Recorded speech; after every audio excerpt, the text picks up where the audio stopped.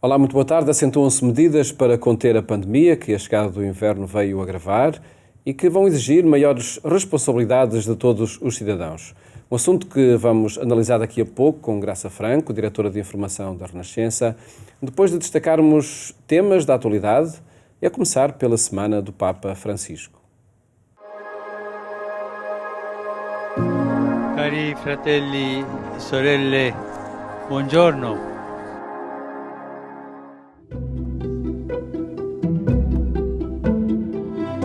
A solenidade de Todos os Santos foi assinalada pelo Papa no Vaticano com um apelo a todos os católicos. Há um caminho diferente que é possível seguir, a santidade. Cari fratelli e sorelle, scegliere la purezza, la mitezza e la misericordia. Scegliere di affidarsi al Signore nella povertà di spirito e nell'afflizione. Impegnarsi per la giustizia e per la pace. Tutto questo significa andare controcorrente rispetto alla mentalità di questo mondo, rispetto alla cultura del possesso, del divertimento senza senso, dell'arroganza verso i più deboli. No dia dos fiéis defuntos, o Papa celebrou a missa de forma reservada no campo teutónico, tendo depois rezado junto às sepulturas deste cemitério no interior do Estado do Vaticano. A audiência geral está de volta à biblioteca do Palácio Apostólico, à porta fechada e com transmissão online. Um sinal visível de que a pandemia continua a afetar a vida de todos. Purtroppo siamo dovuti tornare a questa udienza in biblioteca e questo per difenderci dai contagi del Covid. Questo ci insegna pure che dobbiamo essere molto attenti alle prescrizioni delle autorità, siano le autorità politiche che le autorità sanitarie, per difenderci di questa pandemia. A Europa voltou a viver dias manchados de sangue pela violência terrorista. Depois de Nice e Viena, o Papa pede que o ódio não prevaleça. Affido alla misericordia di Dio le persone tragicamente scomparse ed esprimo la mia spirituale vicinanza ai loro familiari e a tutti coloro che soffrono a causa di questi deprecabili eventi che cercano di compromettere con la violenza e l'odio la collaborazione fraterna tra le religioni. E non dimenticatevi di pregare per me. Arrivederci.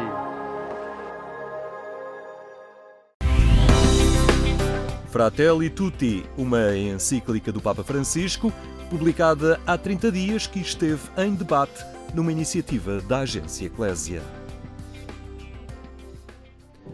Marcar a organização das sociedades e o relacionamento entre os povos pela fraternidade e pela amizade social é essa a proposta do Papa Francisco, apresentada no documento que intitulou Fratelli Tutti, Todos Irmãos.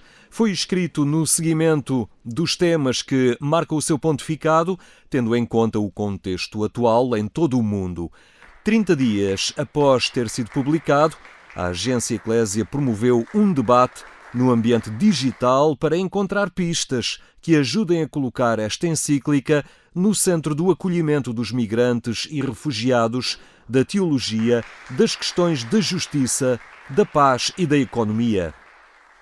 Para nós sermos capazes de nos vermos como irmãos, temos que aprender a reconhecermos como pessoas. Esta ideia de que o diálogo, não é? Como é que nós vamos construir uma sociedade que não esteja polarizada, mas que esteja em diálogo, em constante diálogo. E isso também é uma mensagem para as economias e para as organizações económicas como as empresas. Como é que cada um de nós faz diálogo com aqueles que estão à nossa volta? Documentos como a Fratelli Tutti vêm mostrar ao mundo, não só a nós católicos, mas mostrar ao mundo que a fraternidade não só é possível, como é absolutamente imprescindível. E estes acontecimentos que têm a ver com extremismos e radicalismos só dão força a esta ideia. Portanto, que não me venham dizer que, acabando com o diálogo, nós resolvemos os problemas dos extremismos. Pelo contrário, quanto menos diálogo houver, mais extremismos e radicalismos vão aparecer. Parece que há aqui dois filões, até, não digo contraditórios, mas contrários na encíclica, e o interessante da encíclica é que eles têm que se encontrar. Ou seja, que é a dimensão social da nossa relação, e a dimensão social significa institucional também, com comunidades, até com países, e o Papa fala várias vezes dos países, do amor ao povo, ao próprio povo, aos próprios países, portanto, tem que ter essa estrutura, portanto, é legítimo e tem que haver grupos de amigos e depois estruturas sociais para esses grupos de amigos, mas, ao mesmo tempo, de modo nenhum, isso pode invalidar o princípio fundamental do amor ao próximo, para além dos amigos, para além do grupo social propriamente dito. Temas que vão inspirar próximas edições de debates no ambiente digital sobre a encíclica Fratelli Tutti e sobre a relevância da comunicação na atualidade também nos projetos e ambientes da Igreja Católica. Há quem, pelo que faz, viva na proximidade da morte. No cemitério de Alhos Vedros, juntamos um padre, uma psicóloga e um agente funerário. Cada um tem uma missão específica, mas todos contactam quase diariamente com a morte ou com as suas consequências. O padre Nuno Pacheco sabe que a morte não é um fim, mas compreende que este é um obstáculo difícil para a condição humana. Por isso, o luto é um momento sensível. O luto é aquele tempo que nos permite aprender a viver uma nova realidade sem aqueles que nós amamos. Carina Carrilho considera mesmo o luto como um período essencial para a futura saúde psicológica da pessoa. Se a pessoa não fizer o seu processo de luto, portanto não passar por todas as fases e ficar interminavelmente numa delas, acaba por este luto se tornar patológico. E ao tornar-se, acaba por não nos conseguir deixar ultrapassar, ou não propriamente ultrapassar, mas sim superar esta dor, este sofrimento. E, portanto, é nesse sentido que a pessoa não consegue a despedida, não consegue desvincular-se daquela situação e isso acaba por cair, quem sabe até, em patologias muito graves, como por exemplo a depressão. O momento que vivemos ditou regras sanitárias que alteraram profundamente o ritual da morte e da separação. Despedir-nos desta maneira, tão à pressa, sem a possibilidade de fazermos um luto como nós merecemos e devíamos fazer, naturalmente irá trazer problemas muito mais tarde.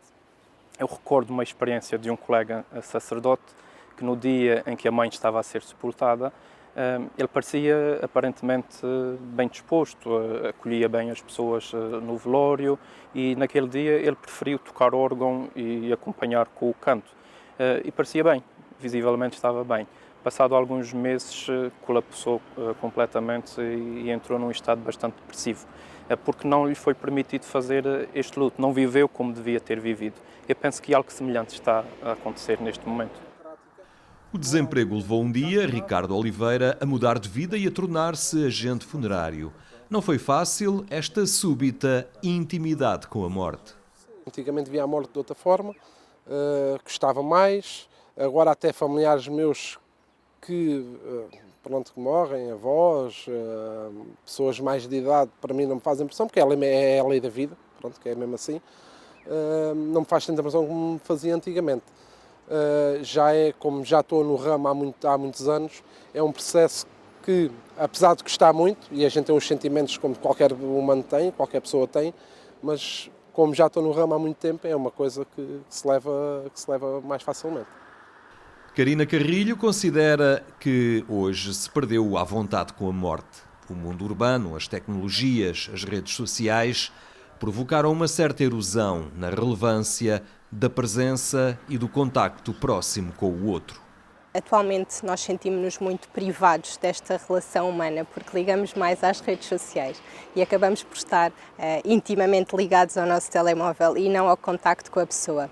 Claro que isso nos vai criar algum tipo de privação em termos de empatia que temos com o outro, da relação que temos com o outro E claro que neste contexto que estamos a falar da morte em si, claro que a pessoa não vai ter tanto contacto como se tivesse há uns anos atrás, não é? Em que a morte era vivida, portanto, dentro da própria casa.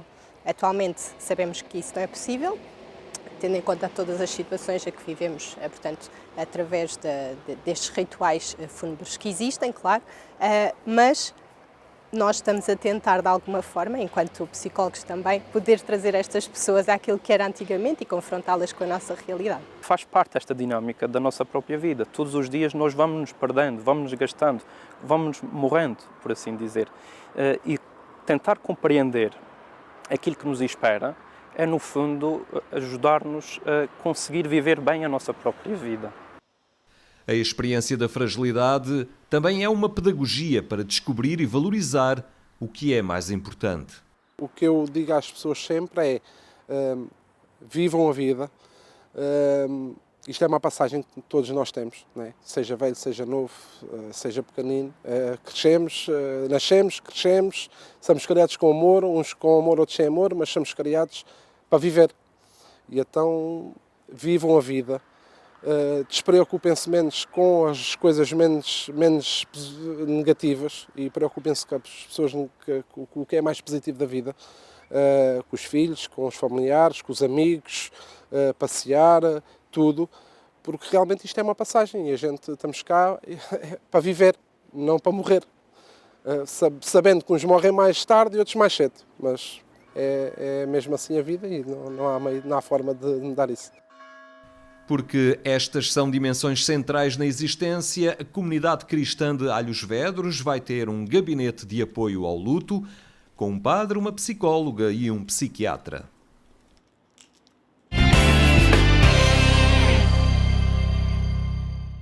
Siga estas e outras notícias que atualizamos em agência.eclésia.pt. Falamos agora com Graça Franco, diretora de Informação da Renascença, sobre as medidas para combater a pandemia que têm sido anunciadas. Graça, boa tarde. Olá, obrigado por estares no programa Eclésia novamente. De facto, numa semana em que um conjunto de medidas vão sendo anunciadas e convém desde já dizer que estamos a gravar este programa no início da semana, portanto, por certo que...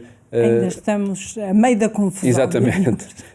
E a meio da confusão porquê? Já agora, essa palavra é avançada como, enfim, aquela que descreve o que vai acontecendo? Eu acho que é aquela que descreve o ponto das medidas anunciadas na sexta-feira por António Costa, preparando muito provavelmente o desenrolar das medidas e do encontro com o Presidente da República, porque evidentemente que hoje, quando estamos a gravar, já sabemos um bocadinho mais do que é que António Costa pretendia, e aquilo que pretendia era, no fundo, um estado de emergência, não diríamos intermitente, mas que possa ser acionado à medida das necessidades. Mas como na sexta-feira ele se recusou a dizer o que é que ia propor ao Presidente da República, nós só ficámos a saber aquela coisa confusa de que tínhamos todos que ficar em casa por dever cívico, mas podíamos sair praticamente para tudo, não é? Portanto, mais valia dizer para que é que nós não poderíamos sair. Mas o que tem, digamos, a análise que fica é a de que, entretanto, entre a primeira vaga e esta segunda vaga, como costuma dizer os portugueses em geral, não é? Meteu-se o verão. E como se meteu o verão, que é uma coisa que os estrangeiros, é uma frase que nós dizemos muitas vezes, e os estrangeiros perguntam o que é que querem dizer com isso, não é? E o que queremos dizer com isso é que para tudo, não é?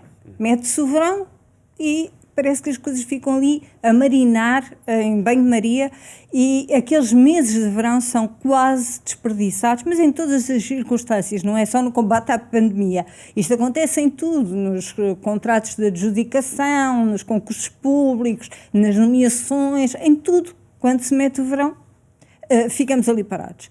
E de facto, aquilo que deveria ter sido uma pandemia prevenida no verão, acabou por ser esta confusão da proximidade do inverno. Não é o que está a acontecer em todos os países. Exato, nem sequer estamos, mesmo naqueles em que não se mete o verão, exatamente. Também disparou a pandemia. Embora em alguns países disparou, no caso dos nossos vizinhos espanhóis, em que também se mete o verão, mas nos países como a Inglaterra, que é um bocadinho mais atinada e disciplinada do que nós, também disparou a pandemia. E disparou porque os que não foram afetados por ela, ou seja, os que não tiveram na linha de frente, foram, no fundo, muito poupados aos efeitos da pandemia. E às vezes é preciso provar um bocadinho do sofrimento dos outros para despertar para a nossa responsabilidade em prevenir esse sofrimento. Ou seja, voltamos àquele tema que é comum a muitas análises, que é o bem próprio e o bem comum. Esta distância que existe entre os meus direitos e os direitos de todos, não é? E a responsabilidade que eu tenho sobre os direitos dos outros. E eu ouvi o depoimento de um médico que estava tão cansado de desempenhar ininterruptamente as suas funções na linha da frente, porque era um intensivista, portanto, daqueles que estão constantemente à beira dos que estão pior, em que o jornalista lhe pergunta que mensagem quer deixar ao povo português, e ele disse com alguma graça: eu acho que na televisão não pode passar aquilo que eu quero dizer ao povo português. E quando uma pessoa chega a este grau em que acha que de facto já não há linguagem elegante para definir a irresponsabilidade dos outros, percebemos o que é um país dividido entre aqueles que estão a sentir na pele os efeitos da irresponsabilidade ou da negligência ou do desinteresse, às vezes apenas de um estado de negação em que vive uma boa parte da população. Por isso eu acho que no momento em que nós estamos a falar, ainda não sabemos o que é que vai dizer o Presidente da República, mas eu espero que da mensagem de Marcelo Rebelo de Sousa possa surgir não um abanão, mas um safanão nos portugueses. E fiquemos todos muito claramente a saber o que é que cada um tem que fazer para minorar os efeitos da pandemia, porque todos nós temos um papel, isto não há dúvida nenhuma, não é? Já não se põe a hipótese de não usar máscara. O que é que falta, não é? Para toda a gente entender que tem que usar máscara sempre. E para além de usar máscara sempre, tem que reduzir as saídas sempre. E para além de reduzir as saídas sempre, também tem que reduzir os contactos sempre, porque senão os de sempre e os que estão desde sempre a apanhar com vagas sucessivas deste tsunami vão ser obrigados, se é que não estão no momento em que nós formos para o ar, já obrigados a escolher entre a vida e a morte, entre aqueles que podem salvar e aqueles que já não podem salvar. E, portanto, sendo uma questão de vida e de morte, nós não nos podemos fingir que não temos nada a ver com isso. Não é? E o que está em causa, de facto, é uma responsabilidade cívica de todos os cidadãos. Mais do que medidas governamentais, mais que estados de emergência ou de calamidade, é a responsabilidade de cada cidadão que pode resolver a situação. E sobretudo é de todos os cidadãos. Não é tirar a água do capote e dizer que são os meninos que se reúnem à noite, não é? Ou que fazem festas universitárias, ou que são as famílias que não abdicam de comemorar os casamentos e batizados, não é? É o esforço de todos que pode levar a um travar da onda. E esse travar da onda é preciso saber que onda em que estamos metidos, não é? Porque todos nós, e todos nós é mesmo todos nós, podemos calhar naquela percentagem que, sendo baixa, não é? Pode ser afetada muito gravemente pela doença. E pior do que isso, muito gravemente pela doença, que nós não sabemos qual é o impacto que terá. Portanto, os que morrem, não é? Pronto. É horrível, mas os que sobrevivem, nós não conseguimos saber agora com que problemas sobrevivem. E, sobretudo, os que são muito afetados caem no pequeno grupo que fica nos cuidados intensivos. e depois caem no pequeno grupo, que além de sair dos cuidados intensivos, sai de uma forma debilitada, o que é que isso significa no futuro? Portanto, temos que travar, é uma guerra que todos nós temos que travar, é o mundo inteiro que está a travar. E, portanto, não é o momento de fazer experimentalismo social ou fazer liberalismo individual, de reivindicar os nossos direitos a tudo e a nada. É, sobretudo, pensarmos nos direitos dos outros a serem protegidos. E esses protegidos são as nossas crianças, são os nossos jovens, somos nós próprios que estamos na idade ativa e, portanto, não temos maneira de fugir ao vírus, e são os nossos idosos que nós também temos que proteger, porque não é só prolongar-lhes a vida, é prolongar-lhes uma vida com qualidade, porque quando temos já pouquinha esperança de vida, convém que essa pouquinha esperança de vida seja vivida com o máximo de felicidade, não é? Atrás de um vidro, sem que os filhos possam ver, os netos possam tocar, sem que a vida faça aquele sentido que é preciso fazer até o final. De facto, é necessário levantar a voz para deixar esses alertas, para que o comportamento de facto seja responsabilizante. E não é assim tão difícil que os políticos também façam isto, não é? Expliquem a verdade, digam-nos, quer dizer, isto é mesmo grave. Não vale a pena dizer, é preciso salvar o Natal. É preciso salvar o comércio do Natal. E depois... Antes é preciso salvar as vidas para poderem viver o Natal. Exatamente, porque se não chegarmos ao Natal, não há comércio que resista também. Graça, obrigado por ter estado aqui novamente no programa Eclésia, a apontar de facto estas realidades para as quais não podemos voltar às costas, não podemos ficar indiferentes. Muito obrigado.